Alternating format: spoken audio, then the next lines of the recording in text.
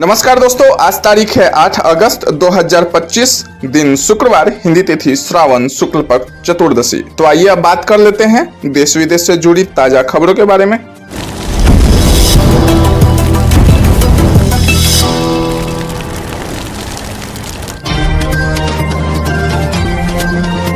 तो आइए दोस्तों, अब खबरों की शुरुआत। ट्रंप ने भारत पर 25% एक्स्ट्रा टैरिफ लगाया। अब कुल 50% टैरिफ। भारत बोला ये कार्रवाई अन्यायपूर्ण है, जरूरी कदम उठाएंगे। हालांकि दोस्तों, अमेरिकी राष्ट्रपति डोनाल्ड ट्रंप ने भारत पर 25% एक्स्ट्रा टैरिफ लगाने का ऐलान कर दिया है। उन्होंने बुधवार को इससे जुड़े एग्जीक्यूटिव ऑर्डर पर साइन किए हैं। यह आदेश 21 दिन बाद यानी कि 27 अगस्त से लागू होगा। हालांकि एग्जीक्यूटिव ऑर्डर में कहा गया है कि रूसी तेल खरीद की वजह से भारत पर यह एक्शन लिया गया है। इससे पहले उन्होंने 30 जुलाई को भारत पर 25% टैरिफ का ऐलान किया था।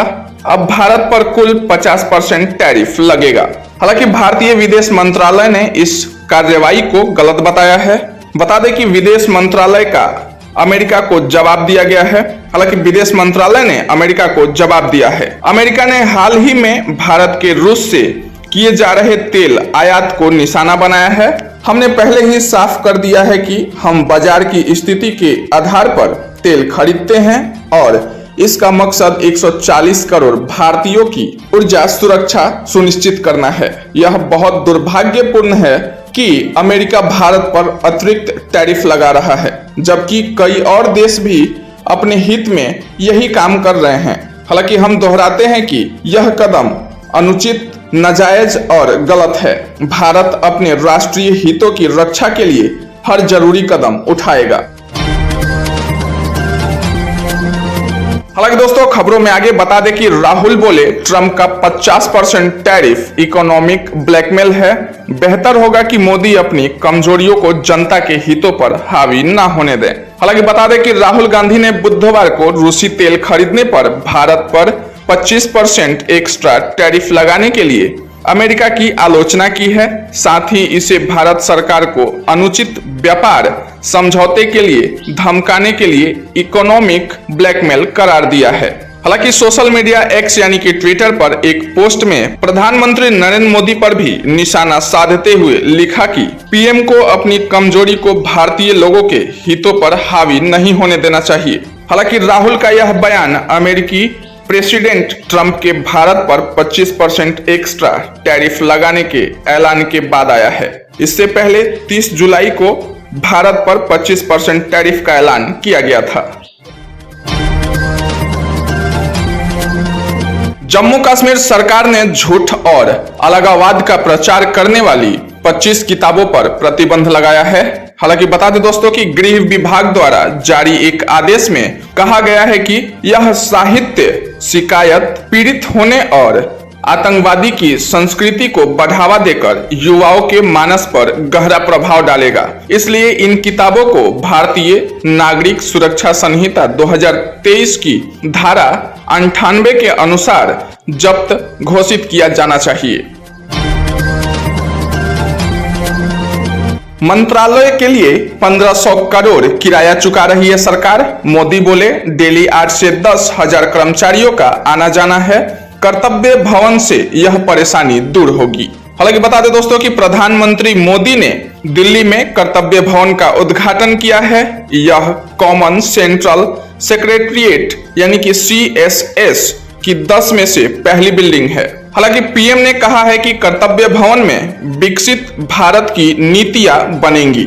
यह सिर्फ इमारत नहीं, करोड़ों लोगों के सपनों को साकार करने वाली भूमि है। हालांकि बता दें कि पीएम ने कर्तव्य भवन की जरूरत के बारे में बताया है कि 100 सालों से होम मिनिस्ट्री एक ही बिल्डिंग में है, कुछ मंत्रालय किराए की बिल्डिंग में है, सालाना 1500 करोड़ रुपए रेंट देना पड़ता है। इससे सरकार का कितना खर्चा हो रहा है। सरकार जो है इससे काफी खर्चा झेल रही है, जिसकी वजह से इस बिल्डिंग को बनाया गया है। महिला अफसरों को सेना में परमानेंट जॉब क्यों नहीं? दिल्ली हाईकोर्ट का सरकार से सवाल। हालांकि CDS एग्जाम में महिलाओं से सिर्फ OTA में आवेदन मांगे हैं। हालांकि बता दें दोस्तों कि दिल्ली हाई कोर्ट ने महिलाओं को सीडीएस यानी कि कंबाइंड डिफेंस सर्विसेज परीक्षा के जरिए भारतीय सैन्य एकेडमी यानी कि आईएमए, नौसेना एकेडमी यानी कि आईएनए और वायुसेना एकेडमी यानी कि एएफए में शामिल ना करने को लेकर केंद्र सरकार से जवाब मांगा है। हालांकि हाई कोर्ट के मुख्य न्यायाधीश देवेंद्र कुमार उपाध्याय की बेंच ने बुधवार को कहा कि महिला अफसरों को सेना में परमानेंट जॉब नहीं मिल रही है। यह मामला गंभीर है और केंद्र सरकार को इसका जवाब देना होगा। हालांकि अगली सुनवाई नवंबर 2025 में होगी। अभी सीडीएस के माध्यम से महिलाएं सिर्फ ओटीए यानी कि ऑफिसर्स ट्रेनिंग एकेडमी चेन्नई में आवेदन कर सकती हैं। दोस्तों खबरों में आगे 1 अक्टूबर से एयर इंडिया की सभी इंटरनेशनल फ्लाइट्स उड़ान भरेंगी। हालांकि 12 जून को लंदन जा रही प्लेन क्रैश हुआ था। इसके बाद कुछ फ्लाइट्स रोकी गई थी। बता दें कि सीईओ कैंपबेल विल्सन ने बताया कि 1 अगस्त से कुछ इंटरनेशनल फ्लाइट्स ने उड़ान भरना शुरू कर दिया है और 1 अक्टूबर तक सभी फ्लाइट्स शुरू करने का लक्ष्य है। हालांकि अहमदाबाद में 12 जून को हुए प्लेन क्रैश के बाद कुछ उड़ानें आंशिक रूप से रोक दी गई थी। उन्होंने कहा कि जांच प्रक्रिया पूरी होने के बाद ही उड़ान शुरू की जाएगी। उन्होंने माना कि पिछले कुछ हफ्तों में परिचालन संबंधी दिक्कतें आई हैं जिनका यात्रियों के अनुभव पर असर पड़ा होगा। हालांकि विल्सन ने कहा कि डीजीसीए ने एयर इंडिया का एनुअल ऑडिट और विशेषज्ञों की एक बाहरी टीम ने आईएटीए परिचालन सुरक्षा ऑडिट किया है। चलिए दोस्तों, हरियाणा में 6 आईएमटी बनेंगे जिसमें से 2 सीएम के गृह जिले में होगा। 35,000 एकड़ जमीन खरीदेगी सरकार। हालांकि जिंद में 2 एक्सप्रेसवे के किनारे सबसे बड़ी टाउनशिप बनेंगी। बता दें कि हरियाणा में 6 नई इंडस्ट्रियल मॉडल टाउनशिप यानी कि आईएमटी बनेंगी। इसमें से 2 सीएम नायब सैनी के गृह जिले अंबाला में होंगी, फरीदाबाद में 2 होंगी और रेवाड़ी और जिंद में 1-1 होंगी। हालांकि इन आईएमटी के लिए सरकार को करीब 35,000 एकड़ जमीन की जरूरत होगी। सबसे ज्यादा 12,000 एकड़ जमीन की जरूरत जिंद आईएमटी के लिए है। मध्य हरियाणा का यह पहला आईएमटी होगा। हालांकि पूर्व में किसानों के विरोध को देखते हुए प्रदेश सरकार जबरदस्ती अधिग्रहण करने की बजाय भूमि मालिकों की मर्जी से जमीन लेगी। जमीन बेचने के इच्छुक किसान खुद हरियाणा राज्य औद्योगिक विकास निगम यानी कि HSIIDC के ई भूमि पोर्टल पर पेशकश कर सकते हैं। इसके लिए 31 अगस्त तक आवेदन होंगे। इसमें किसान मर्जी की रेट भी मांग सकते हैं। हालांकि उस इलाके के कलेक्टर रेट और बाजार कीमत के हिसाब से सरकारी अफसर बातचीत के जरिए मोल भाव करेंगे। हालांकि दोस्तों आप यहां देख सकते हैं कि अभी जो है वो 6 जिलों में आईएमटी जो है वो पूरी तरह से तैयार है और आगे जो है अब काम शुरू होने वाला है। चलिए दोस्तों खबरों में आगे, कुबेरेश्वर धाम आए 3 और श्रद्धालुओं की मौत, 3 घायल, 2 दिन में 5 लोगों की गई जान। हालांकि कांवड़ यात्रा में 2 लाख से ज्यादा श्रद्धालु आए। बता दें कि इनमें से एक की मौत धाम में अचानक चक्कर आकर गिरने से हुई है, जबकि दूसरे व्यक्ति की मौत एक होटल के सामने खड़े खड़े गिर जाने से हुई है।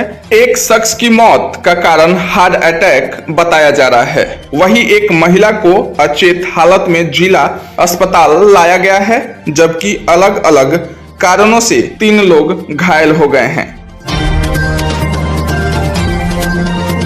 मोदी बोले भारत किसानों के हित से समझौता नहीं करेगा, कीमत चुकाने के लिए तैयार हूं। आज से अमेरिका का 25% टैरिफ लागू।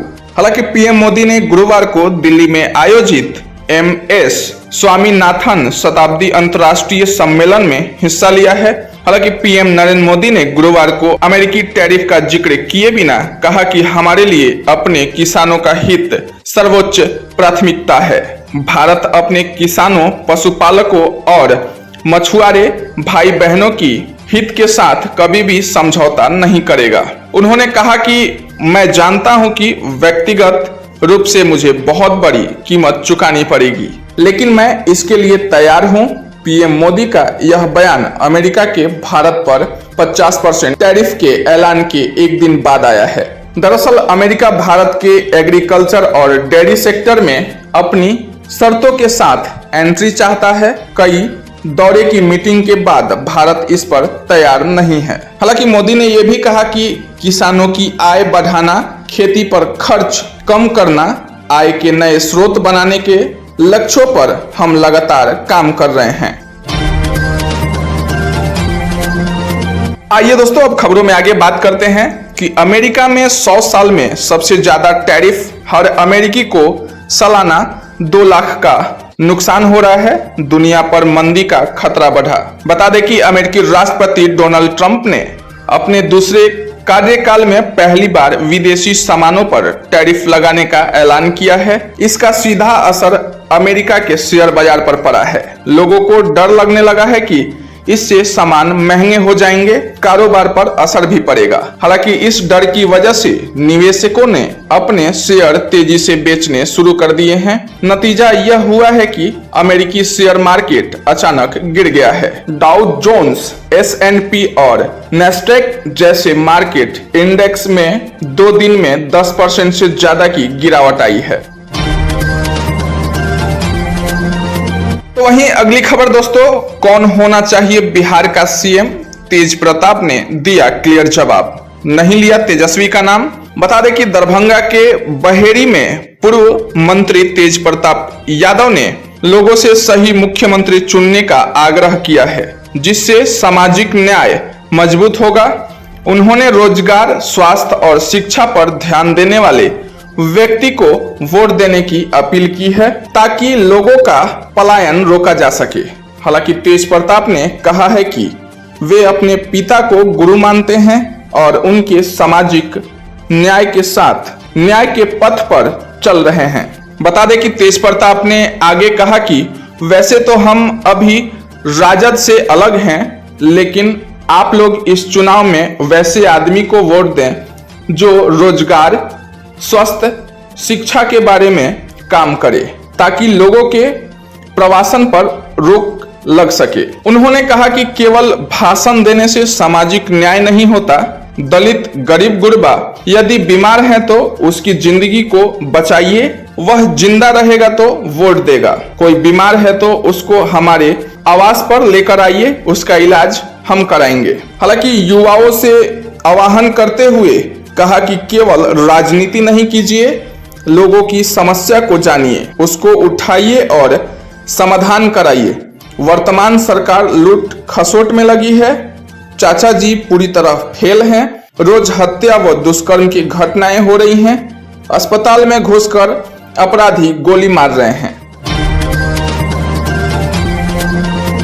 तो आइए दोस्तों, खबरों में आगे देखते हैं। तो क्या बढ़ जाएगी मेड इन इंडिया आईफोन 17 की कीमत? 50% टैरिफ का क्या होगा असर इस पे? तो बता दें कि अमेरिका के राष्ट्रपति डोनाल्ड ट्रंप ने भारत से आयात पर 50% अतिरिक्त टैरिफ लगाने की धमकी दी है, जिससे अमेरिका में भारतीय सामान महंगा हो सकता है। फिलहाल स्मार्टफोन और कंप्यूटर जैसे डिवाइस इस टैरिफ से बाहर हैं, जिसे एप्पल को राहत मिली है। अमेरिका में बिकने वाले ज्यादातर आईफोन भारत में बने हैं। यह छूट अस्थायी है और भविष्य में बदलने पर आईफोन की कीमतें बढ़ सकती है।